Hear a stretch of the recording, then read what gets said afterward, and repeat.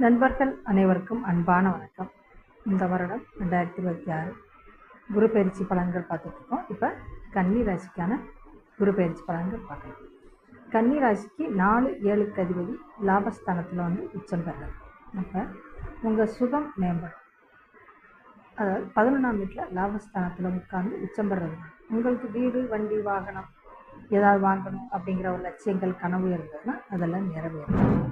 நல்ல ஒரு லாபத்தை தரும். ஒரு இடம் ஏதாவது மனை விற்கிறீங்க அப்படின்னா அதில் ஒரு நல்ல விலைக்கு நீங்கள் விற்று அது நல்லபடியாக பணம் வருவாய்.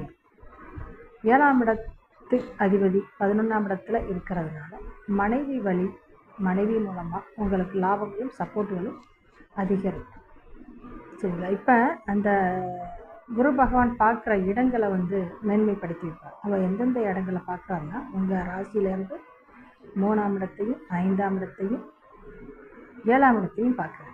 அப்போ இந்த 3ஆம் இடம்ங்கிறது உபதேயஸ்தானம், வெற்றி ஸ்தானம், முயற்சி ஸ்தானம். உங்கள் முயற்சியில் எல்லாமே வெற்றி அடையும், கைகூடும். உங்களோட நிலை என்ன அப்படிங்கிறது நல்லபடியாக புரிஞ்சுப்பீங்க, புகழ் அடைவீங்க.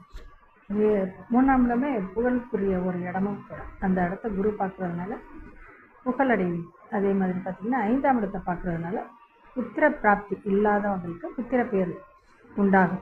பிள்ளைகள் மூலமாக மகிழ்ச்சி அடைவீங்க. பிள்ளைகளுக்கு ஒரு கல்வி நல்ல நிலையில் இருக்கும். பிள்ளைகள் இப்போ வேலைக்கு போகிற பிள்ளைகளாக இருந்தால் அவங்களோட வேலைப்பாடு அந்த ஒரு நல்ல இடத்துல ஒரு வேலை அமைச்சு உட்கார்றது அந்த பிள்ளைகளுக்கு நல்லாயிருக்கும்.